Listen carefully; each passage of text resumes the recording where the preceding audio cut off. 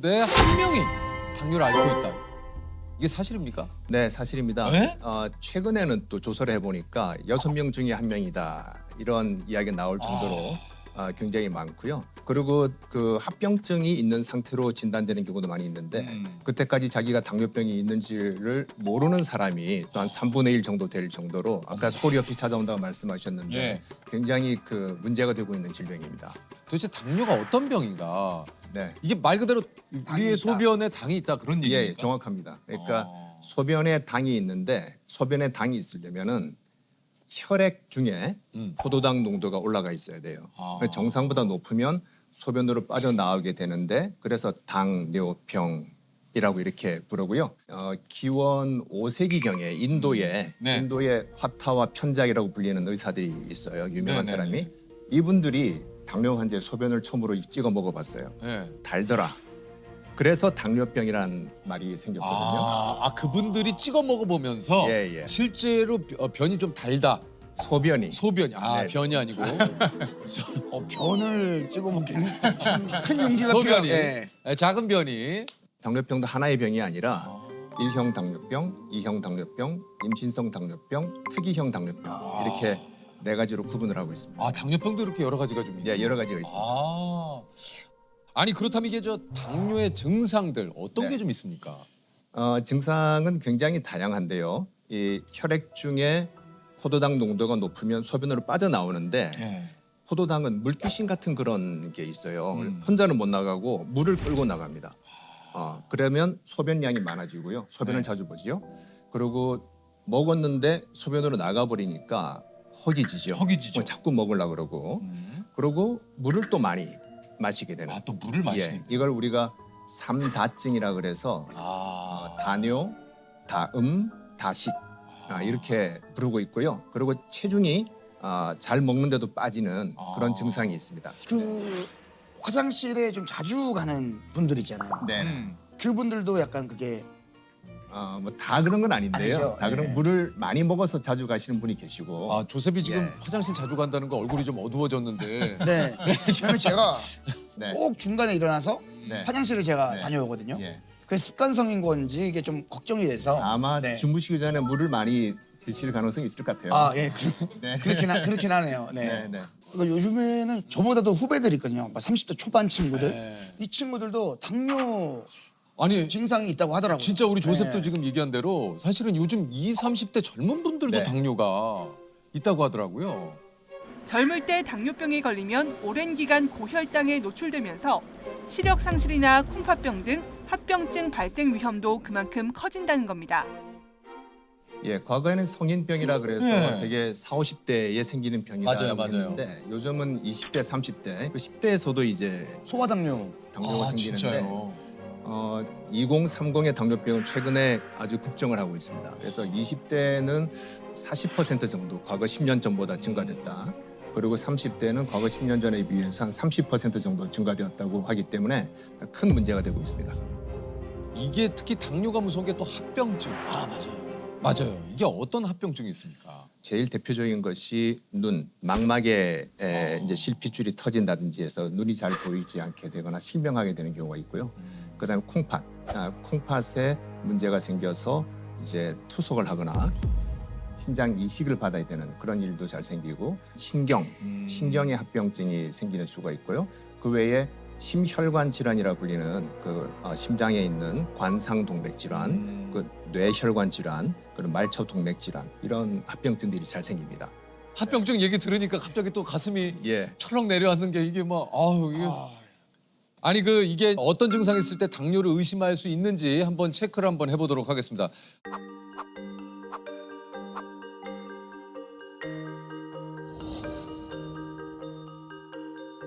한번 우리 보시는 시청자 여러분들께서도 한번 같이 한번 체크를 한번 해보시죠. 예, 일단 첫 번째로 아까 선생님도 얘기하셨지만 이제 목이 자주 마른다. 예.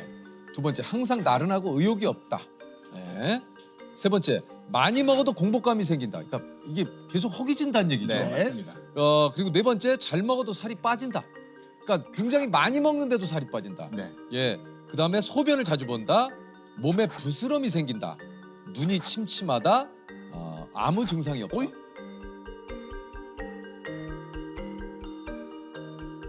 아무 증상이 없는데도 이거 체크해야 됩니까? 건강 검진을 많이 받으시거든요. 특히 우리나라에서는. 그렇죠, 그렇죠. 그래서 검사 결과 혈당이 높다라고 해서 찾아오시는 분들이 대부분입니다. 네. 아무 증상 없이 오시는 분들이 더 많습니다. 아, 네. 당뇨가 유전이다.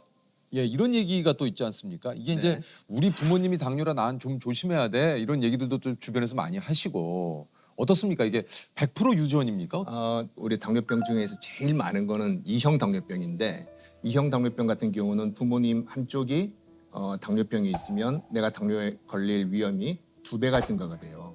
그리고 두 분이 다 당뇨가 있으면 거의 한 4배 정도까지 증가될 수 있기 때문에 유전적인 성향은 강하다라고 말할 수 있고요.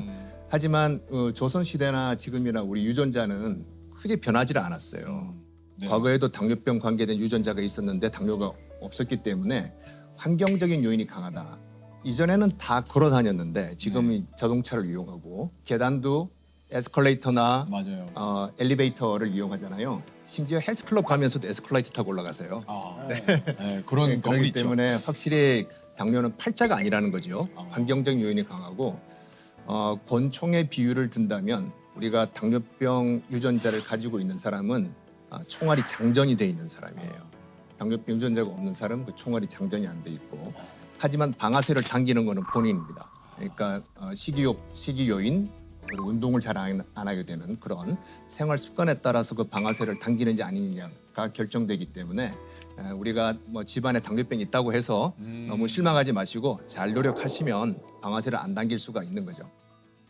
코로나19 확산으로 활동량이 줄고 배달 음식 등 기름진 음식 섭취가 늘어나며 비만 인구가 늘어난 게 큰 영향을 미친 것으로 보입니다. 아니 그러니까 저 당뇨와 또 비만의 또 좀 이 연관성 네. 어떻습니까?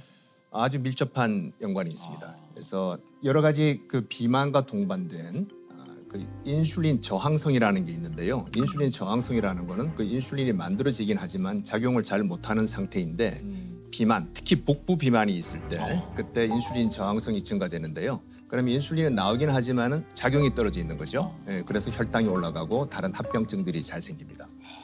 마른 사람은 또 그렇다고 당뇨병에 안 걸리느냐? 이건 어떻습니까? 비만은 인슐린 작용의 문제인 인슐린 저항성과 관계되고 마른 사람이 생기는 당뇨병은 인슐린 분비가 잘 안 되는 거예요. 그렇기 때문에 마른 사람임에도 불구하고 당뇨병은 생길 수는 있습니다. 네. 그러니까 마른 사람이라고 해서 나는 뭐 당뇨, 뭐 몸 체중 관리 잘하고 있어 해서도 이게 또 방심하면 안 되는 거군요. 네.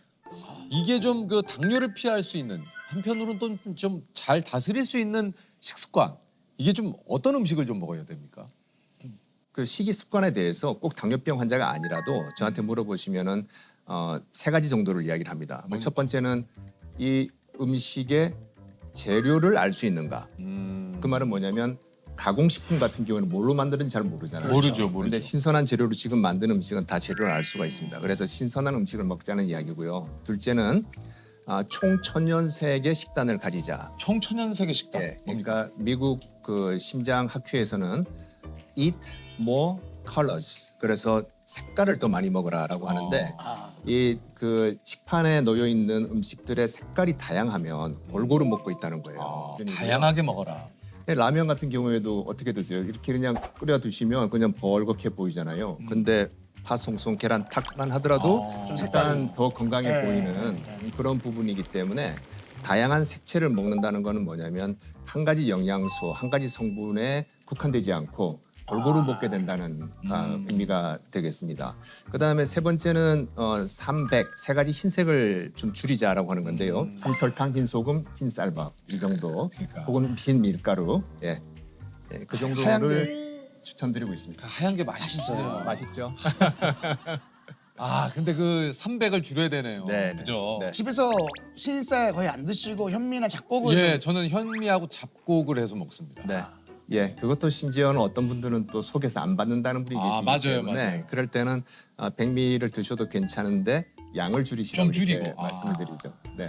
이제 300, 뭐 이제 이걸 얘기를 좀 하셨는데 모든 음식에 거의 설탕이 진짜 많이 들어가잖아요. 이게 좀 그 설탕과 당뇨의 연관성은 어떻습니까? 그러니까 설탕을 많이 먹어 생겼느냐 아니면은 지방을 많이 먹어 생겼느냐 하는데 설탕과 지방의 공통점이 있어요. 뭡니까? 고칼로리. 예, 고칼로리 음식 그리고 고도로 정제돼 있는 이런 그런 영양소들이기 때문에 그런 걸 많이 섭취해서 살이 찌고 인슐린 저항성이 생기고 운동까지 안 하게 되면은 당뇨병이 잘 생기죠. 네. 이게 요즘 그 제로 음료수 되게 많잖아요. 예, 맞아요. 예, 슈가 제로 재료를 이제 내세우는 그 제품들이 굉장히 많은데 요거는 좀 많이 마셔도 어떻습니까? 이게 지장이 없는 겁니까? 단기적으로는 그 체중 조절에도 도움이 돼요. 도움이 되고 혈당 조절에도 일부 도움이 되는데 장기적으로 봤을 때는 그렇지 않다라는 거고요. 또 반대의 연구 결과도 있습니다. 뭡니까? 먹었더니 더 살이 더 찌고 더 안 좋더라 하는 그런 연구 결과들이 있는데 주변에 아마 다이어트 음료 드시는 분들 한번 살펴보시면 좀 독특한 행동을 발견할 수가 있어요. 예를 들어서 햄버거 집에 갔습니다. 콜라를 제로 칼로리로 달라고 하면서 패티 하나 추가요. 예, 치즈 추가요. 프라이 하나, 프렌치 프라이 하나 이야. 추가요. 이렇게 되기 때문에 나는 이만큼 노력했으니까 보상을 받아야 돼. 이런 생각을 해서 다른 걸로 그런지 채우는 거군요. 네. 포테이토에 치즈 뿌려가지고. 예. 네. 그러니까 건강을 위해서 설탕을 좀 줄이기 위해서 제로 음료를 찾지만 그거보다 더 네. 많은 음식을 시켜서 이 제로를 선택한 의미를 퇴색시키니까 네. 별 의미가 없다. 그러면은 이제 가끔 이제 주류, 그러니까 술을 즐기시는 분들 중에서도 네. 뭐 이런 얘기들이 있거든요. 와인은 당이 많이 들어가 있는 그 술이고 네. 상대적으로 뭐 증류주는 좀 당이 적게 들어가 있다. 네. 뭐 그런 얘기 있잖아요. 뭐 맥주. 그럼 그나마 추천하신다면 어떤 게 좀 괜찮습니까? 술이 알코올로 돼 있잖아요. 네. 알코올은 지방 다음으로 칼로리 밀도가 높은 지방은 9kcal, 탄수화물은 4kcal인데 술은 7kcal예요. 꽤 높아요. 술이 칼로리가 그렇게 높아요? 높습니다. 그런데 영양소는 없고 칼로리만 있기 때문에 우리가 공허한 칼로리 이렇게 부르거든요. 술은 공허한 칼로리야 그러면 칼로리만 있고 영양소가 다른 영양소가 없다는 겁니다. 뭐 비타민, 미네랄 등등등 이런 게 없이 칼로리만 있다. 칼로리 폭탄이다 이렇게 보시면 되기 때문에 아니 이것도 좀 궁금합니다. 식후에 과일을 꼭 드시는 분이. 맞아요. 그게 또 위험하다는 얘기도 또 있던데. 아니 그러니까 이제 과당도 상당히 이게 어쨌든 당이기 때문에 좀 위험하다는 얘기가 많은데 요거 네. 좀 어떻습니까? 뭐 과일 드시는 거는 좋은 부분인데요. 그렇죠. 근데 그 한 가지 주의할 부분이 뭐냐면 과거의 과일과 지금 현재의 과일을 한번 생각해 보시면 당도가 무지하게 높아졌어요. 제가 어릴 때는 수박 설탕에 찍어 먹었던 일이 많이 있었는데 요새는 맞아. 그냥 먹어도 충분한 정도로 당도가 요즘 진짜 높잖아요. 예, 그렇게 개량이 된 거죠 품종이. 그렇기 때문에 서양에서 영양학 하시는 분들은 현대의 과일은 나무에 달려 있는 달달한 간식이다. 이런 표현도 하고 그래요. 그렇기 때문에 그 정도로. 너무 많은 양을 섭취하시는 것은 곤란하다. 그렇게 생각하고 있고요. 당뇨병 환자들께서는 혈당을 측정해보고 그 양을 가늠하시면 돼요. 드시지 말라는 게 아니라. 그래서 일반적으로는 그 음식점에 가셔서 식사하고 나올 때 후식 나오잖아요. 그 정도. 뭐 그 정도 드시는 거는 큰 무리는 없는 것 같습니다. 과일은 적당하게 섭취를. 그러니까 모든 게 과일이건 뭐건 과한 게 조금 문제지. 이 적당하게 섭취하는 건 좋죠. 아까 얘기했죠. 총천연세계. 과일이야말로 총천연세가 아닙니까? 맞습니다. 적당하게 먹는 거죠. 그러니까 이게 형 뭐가 어렵냐면 네. 적당하게 식사하시잖아요. 그렇죠. 그럼 저는 적당한 식사가 그러니까 예를 들면 제 스스로가 저는 먹다가 이제 이 정도면 좀 잘 먹은 것 같은데가 적당한 것 같은데.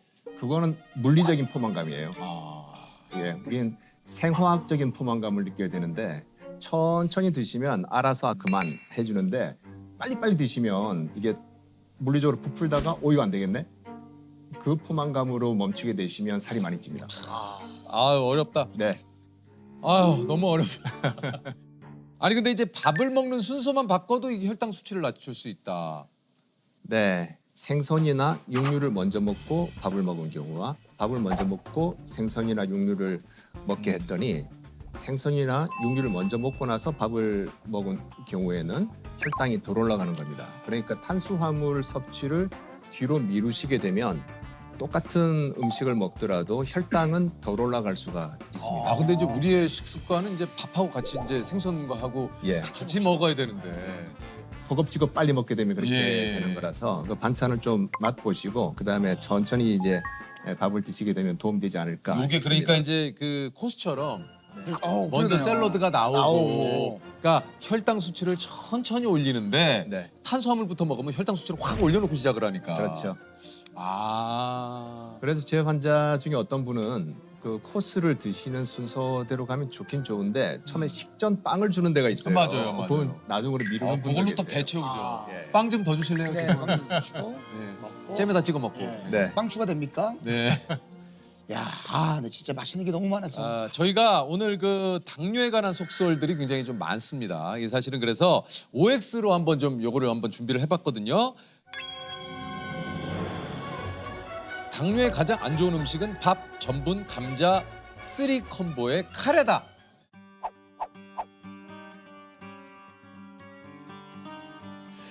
이거는 제가 조금 헷갈려서 이렇게 세모입니까? 하고 싶은데요. 그 전분이 많이 들어가 있는 거는 이제 혈당을 올리는 데 문제가 될 텐데 카레는 인도를 중심으로 해서 많이 연구가 됐어요. 그 카레를 만드는 성분 중에 하나 강황이 있는데 맞아요. 강황에 컬큐민이라고 하는 성분이 있는데 이건 오히려 당뇨병을 예방하는 효과가 있다라고 이야. 하기 때문에 카레를 드실 때 너무 전분을 많이 넣게 되면은 이제 그 자체는 나쁠 수 있지만 카레 그 자체는 크게 문제는 없지 않나라고 보고 있습니다. 왜냐면은 술 먹고 그 다음 날 카레가 해장에 되게 도움이 많이 되거든요. 이게 그 강황이 들어 있어가지고. 해장에 대해서는 제가 연구를 죄송합니다. 조셉이 좀 그 식당을 많이 다니기 때문에 네. 카레 씨 전문 식당 갔었어요? 아니 뭐 카레 전문 식당 가면 숙취해서 그러기보다 이제 강황이 몸에 좋다. 당황이 네, 몸에 강황. 좋다. 다음입니다. 가족력이나 비만 없이 갑작스럽게 발달한 당뇨는 췌장암의 신호이다. 오? 네. 예, 맞습니다. 특히 연세 드신 분들 중에서 특별히 가족력도 없고 그동안 당뇨병의 위험 신호가 없었는데 갑자기 발생한 당뇨인 경우에 아주 일부가 췌장암인 경우가 있습니다. 그래서 저희도 그런 환자분들이 왔을 때 제일 긴장을 하게 됩니다. 이게 가족력도 없고 아무 문제가 없던 분이 갑자기 당뇨가 생기면 네. 췌장은 잘 보이지도 않아가지고 이게 잘 안 그러니까요. 보여요. 네. 숨어 있기 때문에. 초음파를 대도 잘 안 보일 수 있어요. 네. 특히 비만한 분들은 이 췌장이 위장 뒤에 등 쪽에 바짝 붙어 있거든요. 그래서 초음파를 갖다 대도 잘 안 보이는 경우가 많이 있습니다. 아이고. 다음은요. 당뇨는 치매를 불러일으킨다. 네, 뭐 인과관계가 있다는 건 아니고 어떤 연관성이 있다는 건데요. 그러니까 치매가 뭐 인구 1000명당 9명 정도 생긴다면 당뇨가 있는 분들은 1000명당 10명 정도 생기는 그런 정도의 위험이라 보시면 되고요. 이 두 가지가 발병 메커니즘이 좀 비슷한 부분이 있고 그다음 또 하나는 뭐냐면 당뇨 환자들 중에서 혈당 조절을 너무 철저히 하다 보니까 저혈당이 생기는 수가 있는데 그러면 우리 뇌 세포가 조금 손상을 받게 됩니다. 그렇기 때문에 저희가 그 연세가 있으신 당뇨병 환자들 볼 때는 너무 철저하게 해서 저혈당이 생기는 수준까지는 가지 않는 거를 또 목표로 삼고 있습니다.